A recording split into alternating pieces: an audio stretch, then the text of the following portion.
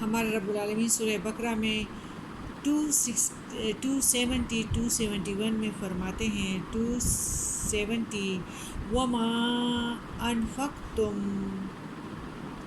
اور جو خرچ کرو تم من نفقۃ، کوئی بھی خرچ کرنے کی چیز، او نظر تم، یا نظر مانو تم،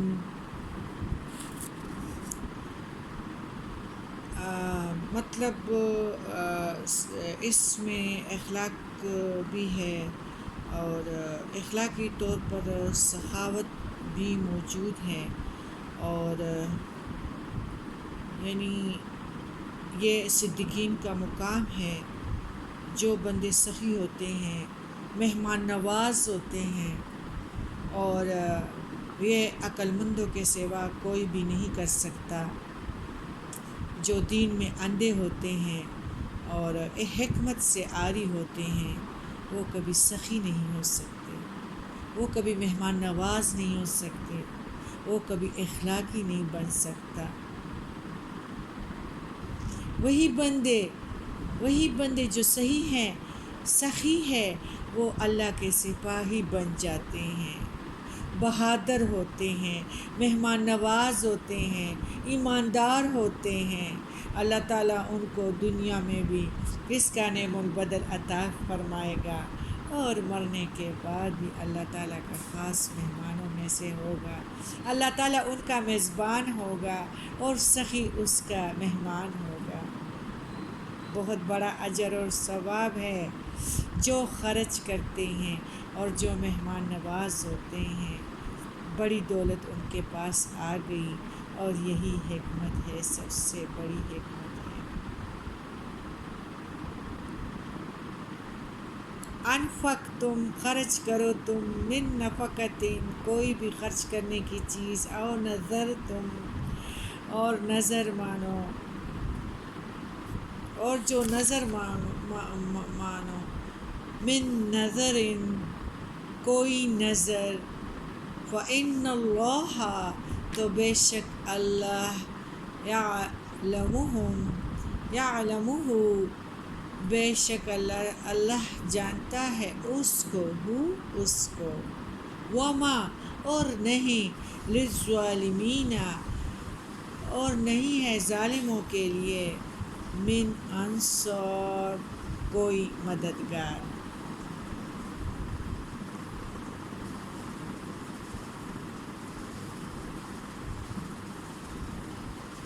یہ تو خیر سوداگری ہے، نظر و نفل و یہ میں کروں گا، اور یہ خیرات کروں گا، یہ تو ایسا ہی ہے، یعنی ایسا نہیں کرنا چاہیے۔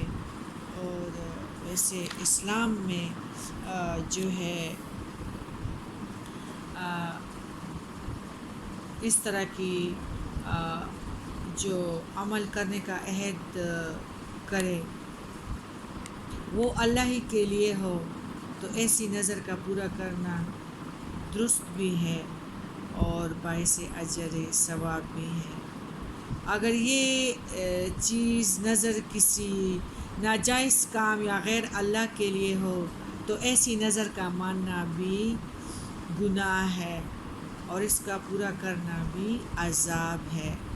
ایسی نظر اگر کوئی مان چکا ہو تو اس کے عوض استغفار کرے اور وہ کام نہ کرے۔ نظر ماننا شرعی نقطہ نگاہ سے کوئی اچھا کام تو نہیں ہے۔ عبداللہ بن عمر رضی اللہ تعالیٰ عنہ فرماتے ہیں کہ رسول اللہ صلی اللہ علیہ وآلہ وسلم نے ہمیں نظر ماننے سے منع کیا اور فرمایا کہ نظر اللہ کی تقدیر کو کچھ بدل نہیں سکتی، البتہ اس طرح بخیل سے کچھ مال نکال لیا جاتا ہے۔ بخاری کتاب الایمان۔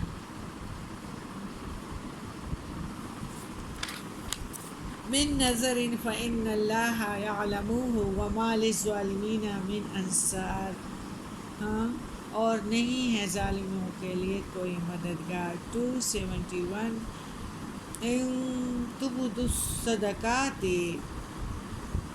اگر تم ظاہر کرو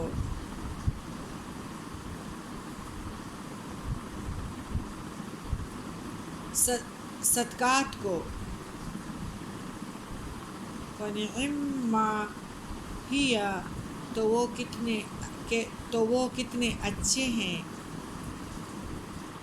وَإِن تُخْفُوهَا، اور اگر تم چھپا دو ان کو، وَتُؤْتُوهَا، اور تم دو گے انہیں، الفقراء، محتاجوں کو، فَهُوَ خَيْرٌ لَكُمْ، تو وہ اچھا ہے تمہارے لیے، لکم تمہارے لیے۔ وَيُكَفِّرُ، اور وہ دور کر دے گا، عنکم، تم میں سے، من سیئاتکم، تمہارے برائیوں میں سے، واللہ، اور اللہ، ساتھ اس کے جو، بما، ساتھ اس کے جو، تعملون، تم عمل کرتے ہو، خبیر، خبر رکھنے والا ہے۔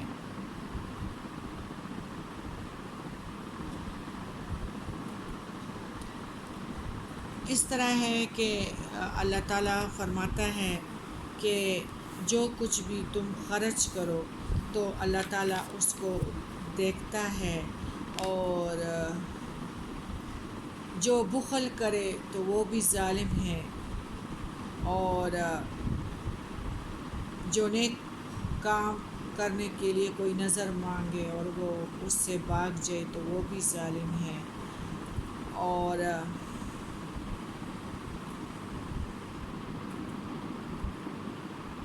اللہ تعالیٰ ان کے لیے اس طرح کاموں کے جو نظر سے بھاگتے ہیں تو ان کے دلوں میں نفاق کی بیماری کو پیدا کر دیتا ہے۔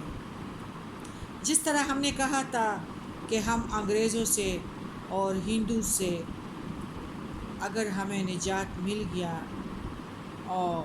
تو ہم انشاءاللہ پاکستان کو آباد رکھیں گے۔ پاکستان کا مطلب کیا؟ لا الہ الا اللہ۔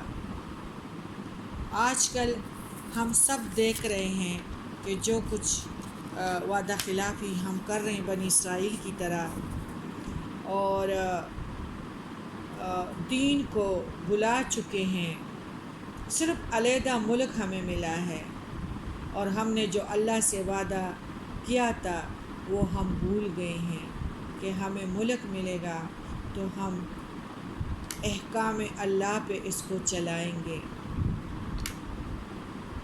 آخرت میں تو سزا ملنی ہی ملنی ہے، لیکن جو دنیا میں ہمیں مل رہا ہے تو اس کا جو ہے ذمہ دار بھی ہم خود ہیں۔ اللہ تعالیٰ ہمارے دلوں کو دیکھ رہا ہے، اور ظالموں کا کبھی بھی مددگار نہیں ہوتا۔ للظالمین من انصار، اور ظالموں کے لیے کوئی مددگار نہیں ہے۔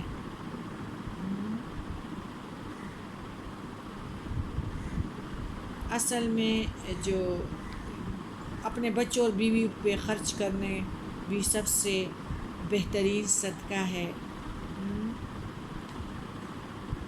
اور جو بیوی بچوں کا حق ادا نہ کرے وہ بھی ظالم ہے، اور اپنے لیے جو چیز استعمال کرتے ہیں، کپڑا یا خود کھانے پینے کی چیز، تو وہ بھی صدقہ ہے۔ جو فقیروں کو دیتے ہیں تو وہ بھی صدقہ ہے، اور ان سے برائیوں کا بوجھ بھی ہلکا ہوتا ہے۔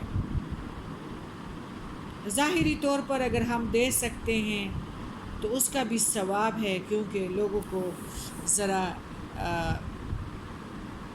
یہ ترجیح دی جائے گی کہ اس طرح خرچ کرو۔ اگر خفیہ طور پہ خرچ کرے تو وہ بھی بہتر ہے۔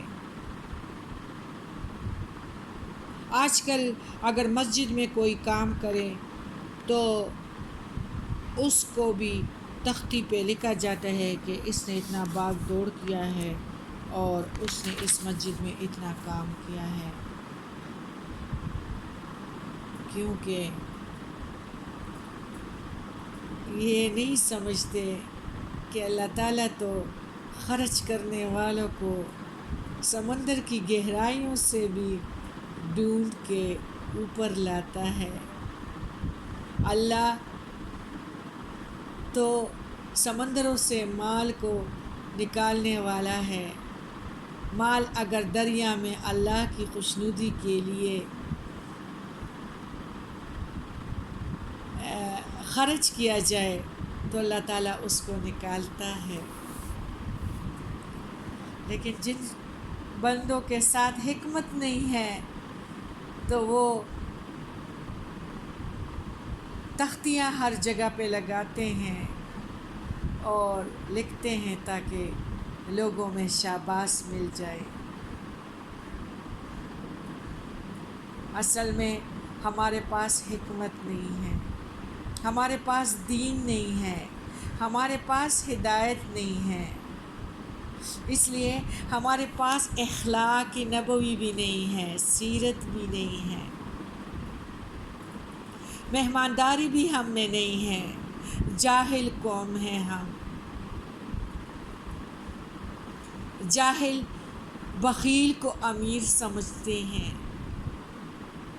کہ وہ پیسہ جمع کر رہا ہے، مہمانداری پہ اگر کوئی خرچ کرے تو اس کو سادہ اور بھولا بالا سمجھتے ہیں۔ اللہ تعالیٰ ایسے لوگوں کو پاک دامنی بخشتا ہے، حکمت بخشتا ہے، ہدایت دیتا ہے۔ قیامت کے دن ان کے چہرے تر و تازہ ہوں گے اور چہروں سے وہ پہچانے جائیں گے۔ تبلیغ کرنے والے تبلیغ کرنے کے راستے میں جو نکلے ہیں، اللہ تعالیٰ فرماتے ہیں ان کو بھی دو، اگر تم سے مانگے بھی یا نہ مانگے بھی، لیکن ان کے چہروں سے ان کو جان لو اور ان کو دو۔ یہ لوگ بھیک نہیں مانگ سکتے، لوگوں کے آگے ہاتھ نہیں پھیلاتے، خوددار ہوتے ہیں۔ فقیر تو لپٹ لپٹ کر مانگتے ہیں، لیکن بہت سارے خوددار لوگ پاک دامنی کی وجہ سے نہیں مانگتے، لیکن اللہ تعالیٰ فرماتے ہیں ان کی چہروں کو پڑھ لو۔ یہ حکمت اور دانائی کے کام ہے۔ اللہ تعالیٰ جس کو دے دیتا ہے تو وہ دنیا کے لوگوں کے شاباش کو چھوڑتے ہیں اور اللہ تعالیٰ کے مرضی کے کام کرتے ہیں، اور پھر اللہ تعالیٰ ان کو صبغت اللہ اپنا رنگ دے دیتے ہیں اور برائیوں سے بچاتا ہے، اور اللہ ان کے ساتھ ہوتا ہے۔ ہر محفل میں اس کو علیحدہ رکھتا ہے، اس کی پہچان ہوتی ہے، ہر جگہ وہ آگے آگے رکھتا ہے۔ بات یہ ہے کہ اللہ تعالیٰ کے ساتھ اگر ہم دوستی کر لیں تو انشاءاللہ یہ ہدایت ہے، اور اللہ تعالیٰ جس کو چاہتا ہے ہدایت دیتا ہے، اور ہدایت والے پھر وہی کام کرتے ہیں جو اللہ کا حکم ہوتا ہے، اسی میں شوق سے وہ جہاد اور مشقت کرتے ہیں، نفس کے خلاف کام کرتے ہیں، کبھی بےتاب نہیں ہوتے جب اللہ کے عشق میں کوئی کام کرے گا۔ اسماعیل علیہ السلام نے بھی تو ذبح کے لیے اپنے آپ کو تیار کیا تھا نا، ابراہیم علیہ السلام نے بھی تو اپنے بیٹے کو کیا تھا نا۔ یہ ہے شوق اللہ کے راستے میں۔